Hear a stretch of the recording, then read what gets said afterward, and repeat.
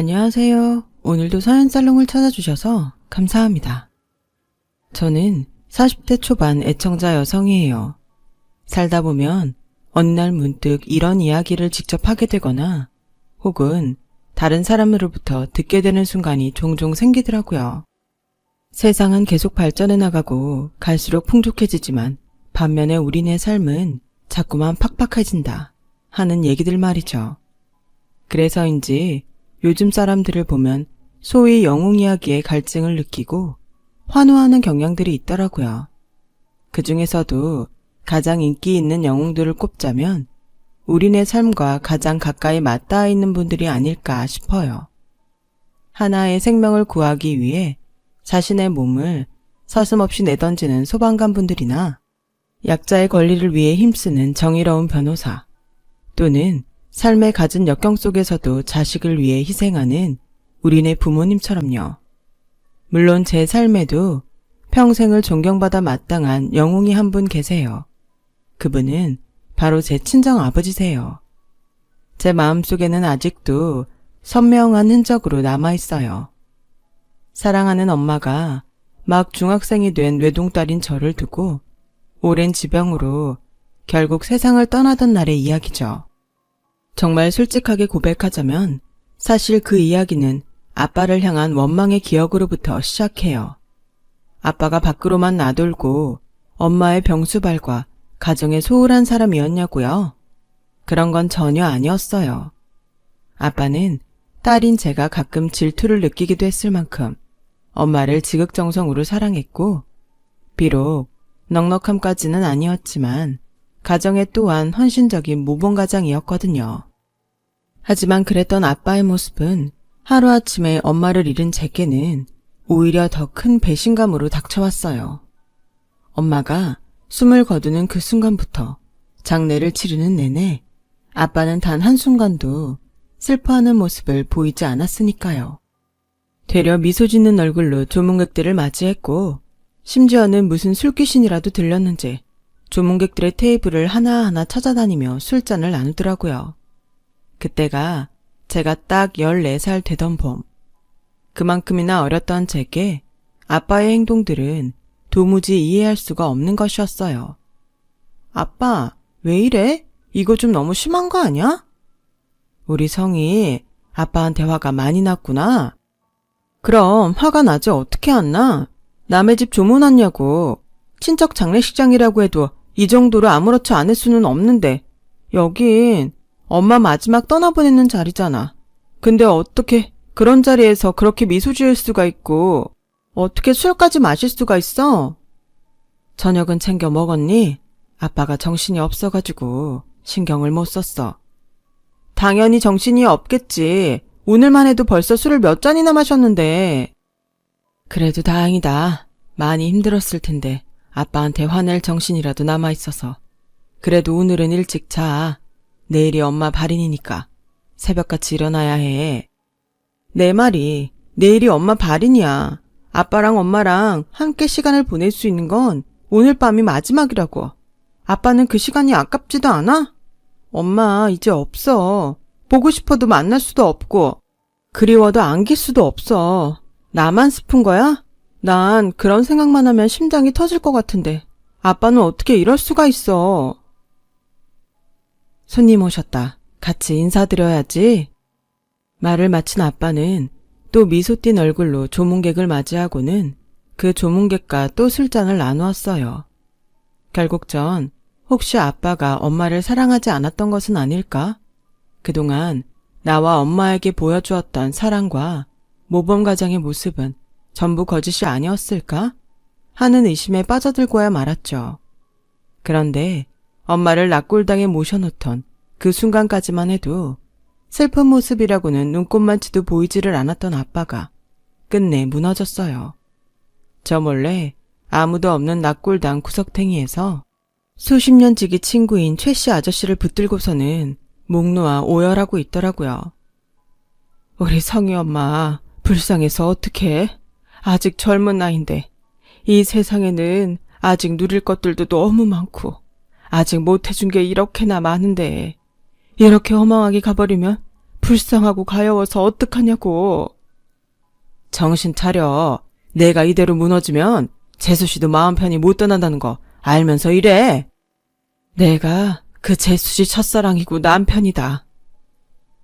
그래, 이해한다. 아니 솔직히 나로서는 짐작조차 가늠하기 어려운 슬픔이겠지. 그래도 지금껏 잘 참아왔으니까 딱 지금 내 앞에서만 울어. 대신에 성희 앞에서는 다시 씩씩하게 이겨내자. 네가 성희 아빠야. 아직 어린 성희한테는 이제 너 하나밖에 없고. 힘들어도 웃어야지. 슬퍼도 의연해야지. 내가 성희 아빠니까. 한참을 더 목 놓아 흐느끼는 아빠를 몰래 지켜보며 그때 전 깨달았어요. 아빠 또한 나만큼이나 아프고 힘들었다는 것을요. 아빠는 남편이자 아버지이기에 참아야만 했을 뿐이었어요. 엄마의 마지막 길을 추모하기 위해 힘든 걸음해주신 조문객들께 남편으로서 진심 어린 감사를 전하기 위해서라도 예의를 차렸던 것이었어요. 조문객들을 미소 지는 얼굴로 맞이하고 그분들께 술잔을 건네면서요. 한편으로는 엄마를 잃은 어린 딸에게 마흔기 될 소나무가 되어주기 위해 씩씩해야만 했던 것이었어요. 엄마를 영원히 떠나보내던 그 순간까지. 정작 세상에서 가장 슬픈 사람은 아빠 자신이었으면서 말이에요. 덕분에 전 어렸던 마음에 잠시 품었던 아빠를 향한 작은 원망이 얼마나 어리석었는지 알았죠. 그런데 아빠의 대단함은 거기서 끝이 아니었어요. 어느덧 엄마의 빈자리가 익숙해졌을 무렵 우연히 보게 된 아빠의 일기장에 엄마를 향한 눈물 젖은 편지가 들어있더라고요. 수진아, 아무 걱정하지 않아도 괜찮아. 넌 떠났지만 아직 내가 있잖아. 당신이 성희에게 못다 전한 사랑 내가 전부 대신 전할게. 성희가 엄마 없는 빈자리를 느끼지 않을 만큼 든든한 아빠가 될게. 내가 더 어른이 되도록 노력할게. 내 모든 걸 다 걸고 약속해. 내 사랑 수진아, 그리고 성희 엄마. 아빠는 제가 진짜 그렇게 해주었어요. 엄마의 빈자리를 느껴본 적이 없다고 자부할 수 있을 만큼 자상한 사랑을 베풀면서도 때로는 엄격한 훈계도 아끼지 않으셨어요. 그 와중에도 제가 행여 경제적 어려움이라도 느끼며 자랄까 걱정되는 마음에 사업을 시작하셨고 몸이 3개여도 모자랄 지경으로 최선을 다한 끝에 어엿한 중소기업의 사장님까지 되셨죠. 그래서 제겐 아빠가, 아니 친정 아버지야말로 평생을 존경하며 살아도 그 깊은 사랑을 못다 갚을 넘버원 영웅이세요. 그러던 어느 날 친정 아버지에게 2번째 연정이 찾아왔어요.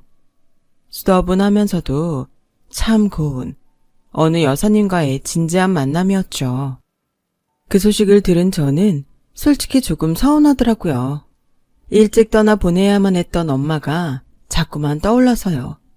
물론 아버지의 새 연애를 반대하지는 않았습니다. 좋은 일이니까요. 그래도 복잡한 신경은 어쩔 도리가 없더라고요. 하지만 진짜 문제는 엉뚱한 시댁 쪽에서 터져나왔죠.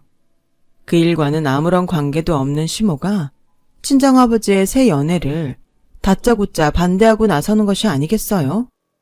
시모가 제일 처음 반대하면서 내세웠던 이유는 마침 그 무렵 교수 임명을 앞두고 있던 제 남편의 사회적 체면 때문이라고 했어요. 하나만 묻자. 넌 대한민국 교직사회가 얼마나 좁고 고리타분한 곳인지는 알고는 그러니? 글쎄요. 직접 겪어보지는 않았지만 대학 다니면서 보았던 교수님들의 모습은 그 정도까진 아니던데요. 넌 세상 참 쉽다 얘. 그거야 학생과 교수 사이를 만났을 때 얘기고 이제 막 교수 임용을 앞둔 우리 아들 입장에서는 만만치가 않은 일이야. 교수란 엄연히 사회적 지위와 책임이 따르는 막중한 자리인데 그런 입장에서 장인어른이 외간 여자랑 연애를 하는 것도 모자라서 재혼이라도 하겠다고 들어봐라. 어디 사람들이 고운 시선으로 우리 아들을 바라보나. 곱깝다 못해 아주 큰 흉이야 흉.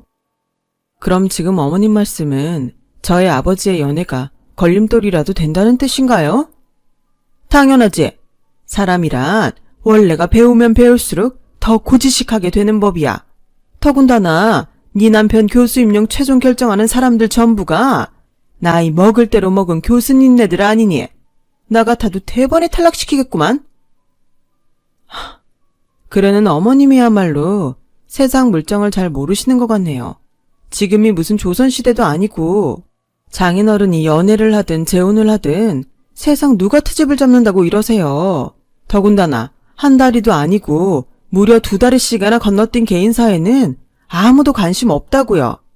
시끄럽고 당장에 사돈 찾아가서 그놈의 연애부터 뜯어 말려. 내가 우리 아들 교수 만들려고 가르치며 쏟아부은 돈 싸그리 뱉어낼 생각 아니면. 그놈의 연애라뇨. 말씀부터 똑바로 하세요. 누가 들으면 아버지가 불륜이라도 저지르는 줄 알겠네. 그렇게 쏘아붙이고 돌아서는 내내 도무지 이해가 안 되더라고요. 저희 아버지가 무슨 꽃뱀에게 물린 것도 아니고 배우자와 사별하고 혼자 된 지 오래된 중년 남녀가 서로의 외로움을 보듬어 주겠다는데 그게 반대까지 할 일이겠냐고요. 더군다나 제가 자식된 딸로서 어쩔 수 없는 복잡한 신경을 품었더라도 굳이 아버지의 새 연애를 말리겠다고 먼저 나선 상황도 아니었고 시모는 또 엄연히 제3자인 입장이잖아요. 그런데 다짜고짜 반대라뇨.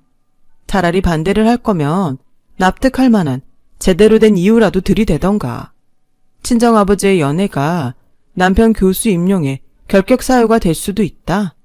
고작 그게 이유라고요. 말인지 막걸리인지 참. 이상한 건 거기서 끝이 아니었어요. 평소에는 마냥 사람 좋던 남편이 저와 시모가 다툰 그날 이후부터 아주 뜻밖의 태도를 보였거든요. 남편 또한 친정아버지의 새 연애를 결사 반대하는 입장이었죠. 그 이유는 장인어른도 참 주책이지. 아니, 그 나이에 무슨 영광을 다 보겠다고 연애야 연애는. 당신도 그 얘기야? 혹시 나 몰래 어머님이랑 둘이 말이라도 맞췄니? 맞추기는 나도 내 입장이라는 게 있는 건데. 그래서 입장 뭐 어디 얘기 나온 김에 솔직하게 드러나 보자니까. 솔직히 그렇잖아. 그 연세에 덜컥 애라도 하나 가져봐. 그걸 누가 데려다 먹이고 키운다고 결국엔 나랑 당신 둘이서 고생하는 꼴밖에 더 되겠어? 요즘 애 하나 키우는데 들어가는 돈이 억소리가 안 난다. 당신 말 진짜 이상하게 하는 거 알아? 우리 아빠가 무슨 미성년자래? 엄연히 어른이야. 당신이랑 나보다 훨씬 어른. 그리고 당신 장인어른 경제적 능력 충분히 차고 넘치는 분이셔. 굳이 경제적 이유 아니더라도 세상 누구보다 사랑 많고 현명한 아버지셔. 그건 내 삶이 증명하잖아. 그니까 내 말은 혹시 자기 동생이라도 태어났다가는 장인어른의 재산 뭐? 제가 크게 따져 묻자 무언가 크게 당황한 남편은 입을 꾹 다물어 버렸어요. 그렇게 잠시 어색한 침묵이 흘렀고 침묵을 견디다 못한 제가 다시 이야기를 이어갔어요. 난 말야 시어머님께서 새 시아버님과 연애를 하고 결혼도 하고 심지어 늦둥이를 보시겠다고 해도 축복할 거야. 왜? 그건 어머니의 삶이니까. 당신 엄마이자 내 시어머니이기 이전에 하나의 여인으로서 충분히 존중받아야 마땅한 일이니까. 우리 아빠도 마찬가지야. 지금 여사님과의 만남이 어떤 방향으로 흘러갈지는 모르겠지만 자식으로서 사위로서 존중해드려야 된다고 봐. 그래도 난 반대야. 그래? 그렇다면 넌 애초에 그 정도 그릇밖에 안 되는 사람이라는 거겠지. 쪽팔려서 그런다. 쪽팔려서 됐냐? 이 마당에 내가 하늘에서 뚝 떨어진 새 장모님 가지고 모시고 살게 생겼어? 얘기 끝났네 그럼. 당신이랑 당신 어머님의 밑바닥까지 본 김에 여기서 우리 결혼도 다시 생각해보자. 그날 전 당장에 짐을 싸들고 나와 친정으로 향하려고 했는데요. 하필이면 지갑을 두고 나왔지 뭐예요. 지갑 안에는 회사 건물 로비를 출입할 때 반드시 필요한 사원증이 들어있었고요. 잠시 고민하던 전 쪽팔림을 무릅쓰고 지갑을 챙겨 나오기 위해 다시 집으로 향했어요. 그런데 그 2시간이 채 안 되는 사이에 시모를 집으로 불러들인 남편이 둘이서 한바탕 싸움을 벌이고 있더라고요. 이러다 나 진짜 이혼당하면 어떡해? 괜찮아. 내가 봤을 땐 곤영 그거 이혼 감당할 깜냥 안 돼. 엄마가 그 사람 나갈 때 표정을 못 봐서 그래. 화가 아주 단단히 난 모양이더라니까. 이러다 덜컥 이혼이라도 당해봐. 장인어른 유산 한 푼도 못 받게 되는 거 아니냐고. 유산 얘기를 듣는 순간 전 온몸에 솜털이 쭈뼛 서는 기분을 느꼈어요. 흔한 말로 소름이 돋았다고들 하죠. 그런 줄도 모르는 채로 이어지는 심호와 남편의 대화는 저로서는 미처 상상조차 하지 못한 훨씬 더 충격적인 내용이었어요. 정신 차려. 내가 너 교수 만들려고 돈 한두 푼 들인 줄 알아? 어차피 교수 임용 애저녁에 물 건너간 지금 마당에서는 너한테 들인 돈? 지금부터 그 양반 재산 쪽쪽 빨아먹다가 나중에 그 양반 죽고 나면 유산 받아다가 메꾸는 수밖에는 없어. 그러게 넌 왜 교수 임용식이나 앞둔 놈이 겁도 없이 음주운전을 해가지고서는? 아, 그 얘기가 왜 여기서 또 나와? 당장 중요한 건 장인어른 얘기잖아요. 노인네들 연애를 계속 이런 식으로 억지 부려가면서 무작정 반대할 수 없다는 거. 반대 안 하면 지금이야 내 안 사람이 외동이니까 그 집안 전 재산이 장차 너의 것이 되는 셈이라지만 사돈이 덜컥 재혼이라도 해봐라. 그때는 첫 번째 상속자가 내 안 사람이 아니라 그 요망한 불려시 같은 년이 되는 거야. 그나마도 두 놓친 애들 사이에서 애라도 하나 덜컥 생기면 남은 유산마저 반으로 뚝 나눠야 할지도 모르고. 그럼 나더러 어쩌라고요. 계속 반대하다가는 이혼당하게 생겼지. 그렇다고 장인어른 저대로 내버려뒀다가는 재산 쪽쪽 빨아먹으면서 살기는커녕 엄마 말처럼 될 거 뻔하고. 나도 이래저래 복잡해. 일단 내 안 사람은 내가 내일 다시 만나보마. 집값게 목소리 높여봤자 CM이 앞에 쥐겠지. 장인어른 쪽은요. 연애 중이라는 여자한테 사실은 술집 작부였다는 누명이라도 씌워서 연애든 재혼이든 막아야 할 거 아냐. 요즘 보면 합성사진인지 뭔지 하는 얘기들 많던데 주변에 컴퓨터 잘하는 사람 없어? 있다. 후배 중에 하나 있어. 근데 걔가 이런 위험한 일을 손대려고 할까? 돈 많이 준다고 해. 평생 입 닫는 조건으로다가. 그때 제 심정과 배신감을 세상 어떤 단어가 오롯이 담아낼 수가 있을까요? 치가 떨린다? 부하가 치민다? 한참 모자라죠. 그렇다고 욕짓거리를 마구마구 쏟아붓자니 제가 아는 욕을 총동원해봤자 턱도 없더라고요. 아무튼 저는 딱 그 이야기까지만 듣고 조용히 집을 빠져나왔어요. 심정 같아서야 당장이라도 들이닥쳐 한바탕 뒤엎고 싶은 마음이야 굴뚝 같았죠. 하지만 그렇게 하지 않았던 이유는 그 자리를 뒤엎는다고 한들 제 분노의 절반조차 채우지 못할 테니까요. 보다 묵직하고 강력한 한 방으로 그 쓰레기 모자에게 인생 참교육을 시켜주고 싶었으니까요. 그렇게 친정으로 돌아온 전 시댁과의 연락을 완벽하게 차단한 채로 한동안 아버지 곁에 머물며 고민의 나날을 보냈어요. 그들에게 선사할 최선의 참교육 방법을 찾아서요. 친정 아버지께서는 그런 제게 무엇 하나 묻지를 않으셨어요. 그저 이런 한마디로 제게 힘이 되어주셨을 뿐이죠. 성희야, 세상 전부가 널 저버린다고 해도 아빠는 늘 우리 딸 편이야. 그러니 마음껏 고민하렴. 고민하다가 아빠가 필요한 순간이 오면 얼마든지 도움을 청하렴. 이 아빠는 우리 성희의 가장 든든한 방패이자 가장 강력한 칼이잖니. 하지만 그런 아버지를 곁에 두고도 제 고민은 갈수록 깊어만 갔어요. 워낙 충격이 컸던 탓에 마음이 쉽사리 잡히지를 않더라고요. 그런데 그런 저를 다잡아준 사람은 뜻밖에도 아버지와 진지하게 연애 중이던 바로 그 여사님이셨어요. 여사님께서는 마치 맑은 물에 새하얀 물감이 희석되듯이 제게 스며들었어요. 하지만 아무리 맑은 물과 아무리 새하얀 물감이라 하더라도 둘이 섞이면 반드시 티가 나게 마련이잖아요. 저와 여사님 사이가 그랬어요. 물론 전 아버지의 삶을 존중하자는 생각이었기에 두 분의 연애를 찬성했지만 저 또한 어쩔 수 없는 우리 엄마의 자식이기에 다소의 어색함은 필연적이었죠. 여사님이 머무르고 계시는 아버지의 옆자리가 사랑하는 우리 엄마의 빈자리였으니까요. 여사님도 그런 제 어색함을 훤히 꿰고 있는 눈치셨고요. 내가 많이 불편하죠?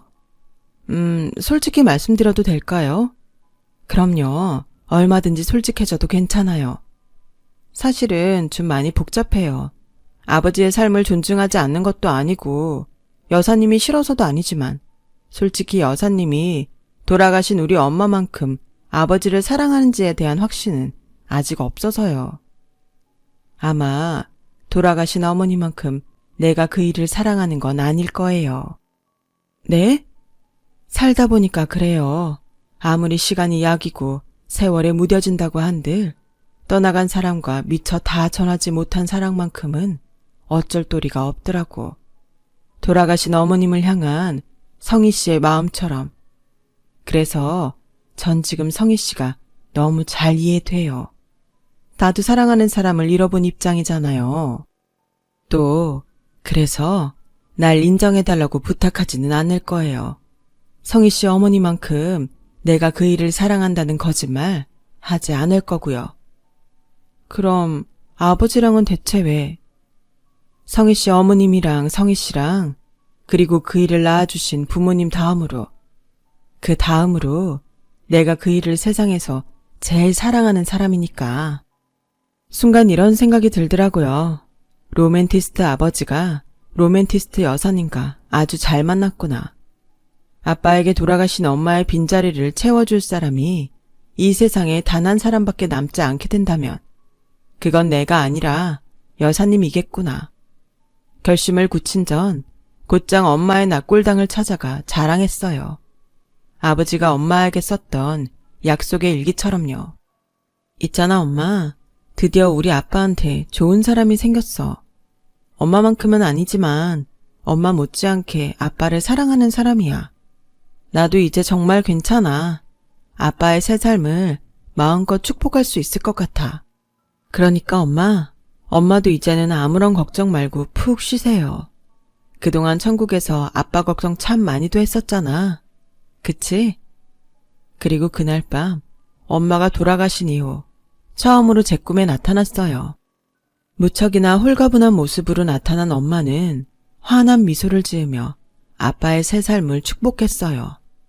아빠가 평생 호라비로 살까봐 걱정이 많았는데 이제는 마음의 짐을 덜었다고요.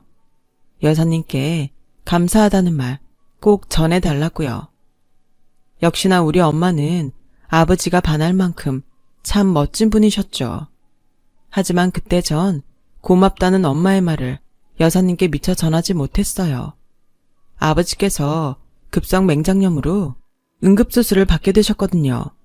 적지 않은 연세인 아버지는 여사님의 헌신적인 병간호를 받으며 빠르게 쾌차하셨고 그런 두 분의 모습을 보며 전 친정엄마와 아버지가 사랑을 속삭이던 모습 그대로를 떠올렸어요. 제가 여사님을 새 어머니로 마음 깊이 받아들이게 된 순간이었죠. 그런데 갓 태어난 아버지에게 웬 등기 우편 하나가 배달되어 왔어요. 시모와 남편이 제 새 어머니의 뒤를 몰래 밟아가며 찍은 사진과 술집 작부의 사진을 합성해서 만든 가짜 사진이었어요. 그러면 뭘 하냐고요. 새어머니에게 술집 작부라는 누명을 씌워 아버지와 관계를 파탄낸 뒤 제가 외동딸이라는 점을 악용해서 친정의 재산을 쪽쪽 빨아먹으면서 살다가 급기야는 먼 훗날 아버지의 유산마저 홀라당 가로채려는 속셈이라는 걸 이미 제가 뻔히 알고 있는데 말이에요. 하지만 그런 속셈을 꿈에도 모르는 채로 날벼락을 맞은 새어머니께서는 거의 실신할 지경으로 아주 큰 충격을 받으셨어요. 이에 저는 두 분을 지켜드려야 했죠. 아빠, 아니 아버지, 그리고 어머니, 믿지 마세요. 이 사진 전부 시댁이 조작해낸 합성사진이고 분명한 누명이니까. 어머니가 얼마나 훌륭한 사람인지는 이 세상에서 아버지 다음으로 내가 제일 잘 알고 있으니까. 미안한데 성희씨, 방금 뭐라고 했나요? 합성사진이라고 했어요. 아니, 그 합성사진 말고, 이제 말씀 편히 하세요. 딸한테 성희씨 하는 엄마가 세상 어딨다고요. 아버지가 그러셨죠. 아버지가 저의 가장 든든한 방패이자 가장 강력한 칼이라고요. 이젠 아니에요. 이제부터는 제가 두 분을 지키기 위한 칼과 방패가 될게요. 딸 자식 이만큼 잘 키워놨으면 나한테 기대고 그럴 때도 됐죠. 그로부터 며칠 뒤 마침내 복수의 날이 밝아왔어요. 저와 친정아버지가 제일 먼저 한 일은 시모 그리고 남편을 불러내는 것이었어요. 그들이 최대한 아무런 낌새조차 느끼지 못하도록 술집 작부에게 잘못 걸려서 전재산 탕진할 뻔한 일에 대해서도 고마워할 겸 이참에 유상관계를 정리하고자 한다는 문자 메시지를 보냈죠. 그러자 신이 나서 달려오더라고요. 그들이 도착한 자리에는 저와 친정아버지 그리고 정장을 쫙 빼입은 최씨 아저씨가 함께였어요. 그 외 있잖아요. 친정엄마의 발인이 있던 날에 아버지가 낙골당 구석에서 붙들고 목 놓아 오열하던 바로 그 수십 년 지기 친구요. 아무튼 시모와 남편은 정장 차림의 최씨 아저씨를 유언장을 공증할 변호사라고 생각한 모양인지 아주 시시덕거리고 난리가 났더라고요. 그렇게 잠시 먼저 이야기를 꺼낸 사람은 역시나 시모였어요. 사돈네 전 재산이 정확히 얼마나 된답디까? 회사 지분이랑 개인 재산이랑 싹 통틀어서. 저희 아버지 재산이 얼마나 되는지가 그렇게 중요한 문제인가요? 맹장 수술은 잘 끝났냐? 건강은 좀 어떠냐? 뭐 그런 인사도 없이 다짜고짜 너무 노골적이네요. 그제서야 아차하는 표정을 짓던 시모는 행여라도 유산상속에 문제라도 생길까 걱정한 나머지 헤헤 웃어가며 아주 알랑방구를 끼워가며 굽실굽실 대잔치를 벌이더라고요. 왜요? 제가 외동딸이니까 친정의 전 재산이 결국에는 댁내 아드님 것이나 다름없는 셈이라서? 아님, 혹시 아드님 잘난 대학 교수 만든답시고 가르치느라 들인 비용 전부를 제 친정 재산 쪽쪽 빨아먹는 걸로 회수하겠다는 생각이라서? 갑자기 무슨 귀신 신하라 까먹는 소리니? 시침이 떼시려는 모양인데 그럼 이렇게 얘기를 해보죠. 그리고 저는 곧장 남편에게 음주운전했니? 그 바람에 교수 임용 물 건너가셨어? 그러는 당신이야말로 한 장 걸치고 왔냐? 왜 갑자기 안 잡던 생사람을 잡고 그래? 발뺌하지 마. 나도 다 들은 얘기가 있어서 하는 말이야. 아, 왜 이래 자꾸. 그런 적 없다니까. 그래? 그럼 우리 결혼 다시 생각해보자면서 내가 짐 싸서 집구석 나가던 날 어머님이랑 둘이 내 집 안방에서 옥신각신 하던 얘기는 다 뭘까? 몰라 난. 우린 그런 적 없어. 그치 엄마? 이쯤에서 솔직하게 얘기해. 그게 당신이랑 당신 엄마가 개망신을 면할 수 있는 유일한 방법이니까. 아니라니까 사람 참. 증거 있어? 아, 증거 있냐고 증거. 증거? 당연히 없지. 그날은 배신감이 뼈에 사무친 나머지 미처 녹음할 생각조차 못했고 나중에서야 당신 음주운전 기록되려고 하니까 개인정보보호법상 불법이더라고. 거봐. 내 당신 괜히 어깃장 부릴 걸 줄 알았어. 대신 증거 없는 대신에 유언장은 있지. 그 순간 친정 아버지께서 미리 작성한 유언장을 시모와 남편 앞에 턱 내려놓았어요. 그들은 유언장을 읽어보기 무섭게 사색이 되고야 말았고요. 친정 아버지의 사후 재산의 반은 부모 잃은 아이들을 위한 보육시설에 기증하고 절반은 저에게 증여한다는 내용이었거든요.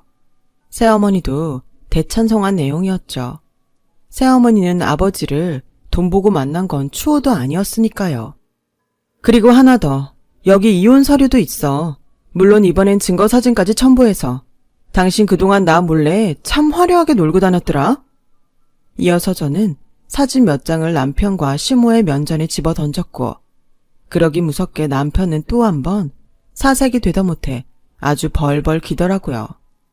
남편이 그렇고 그런 술집으로 들어가고 나오는 모습이 고스란히 담겨있는 사진이었거든요. 아니야. 이거 나 아니야. 여보. 아니 장인어른. 이거 진짜로 저 아닙니다. 믿어줘. 엄마. 이거 다 모함이라고. 합성사진. 그치. 이거 다 합성사진 확실하지. 당신이 우리 새어머니에게 술집 작부라는 누명을 씌웠던 사진처럼. 후배 중에 컴퓨터 잘하는 사람 있다며. 그 사람한테 평생 입 다무는 조건으로 새어머니 합성사진 만들어서 친정으로 보냈다는 사실을 내가 모르고 이 자리에 왔을 것 같아? 설마 거기까지 다 들었던 거야? 왜? 궁지에 모르니까 이제야 좀 순순히 자백해야겠다 싶어? 하기사, 공부머리랑 세상 사는 머리랑은 완전히 다르다더니 당신이 딱 그 꼴이었네. 세상 사는 일은 영 멍충해가지고서는. 그러자 그 상황을 줄곧 지켜보고 있던 시모가 길길이 날뛰기 시작했어요. 그래, 우리 아들 음주운전으로 교수 임용 물 건너갔다. 어쩔래? 그런 니들은 뭐 얼마나 청량결백하다고. 그까지 돈 좀 많다고 이런 식으로 사람한테 모욕이나 주고 말이야. 당신들 내가 전부 고소할 거야. 모욕죄로다가. 글쎄요. 모욕죄 고소는 아마 힘들 텐데. 정 고소가 안 되면 신문에 대문짝만하게 광고를 내면 돼. 모 중소기업 사장이 돈으로 갑질한다. 자기들 멋대로 멀쩡한 사람 도찰에다가 합성사진까지 만들어서 거짓 이혼을 주장한다.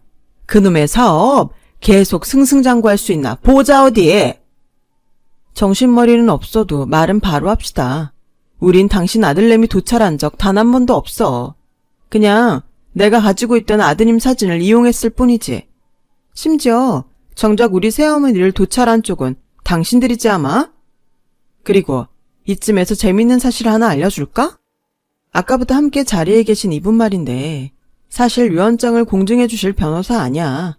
수십 년 절친인 아버지의 부탁을 받고 우릴 도우러 오신 신문사 기자님이지. 너 기어이? 말 조심해요. 칼자루 진 쪽은 우리니까. 기자님이랑 벌써 신문기사 제목까지 정해뒀거든. 충격, 불법 사진 합성 기술의 천태만상. 이대로 괜찮은가? 어때? 제목부터 벌써 재밌을 것 같은 느낌 딱 오지 않나요? 그래서 하고 싶은 말이 뭐야? 우리한테 원하는 게 뭐냐고 대체? 첫째, 이혼 서류에 얌전히 서명할 것.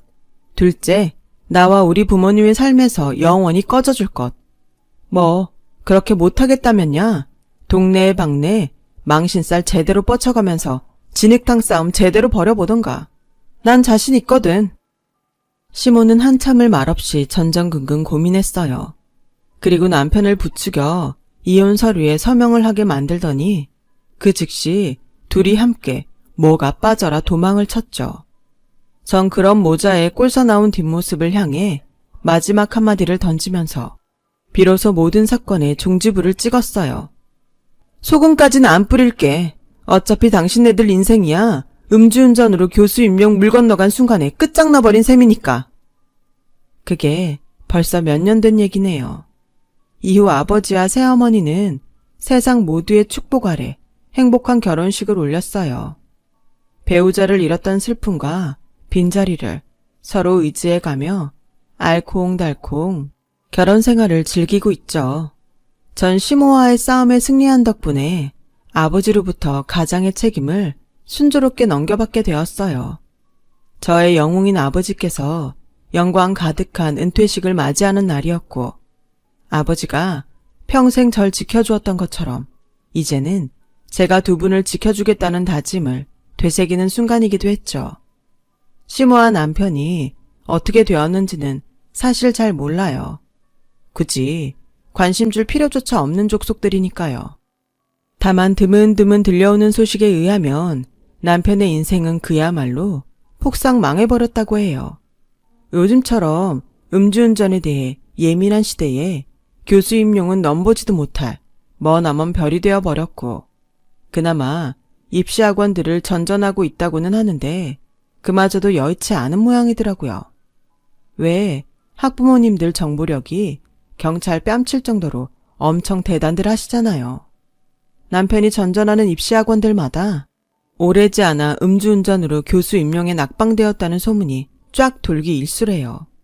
당연히 매번 해고 처분이고요.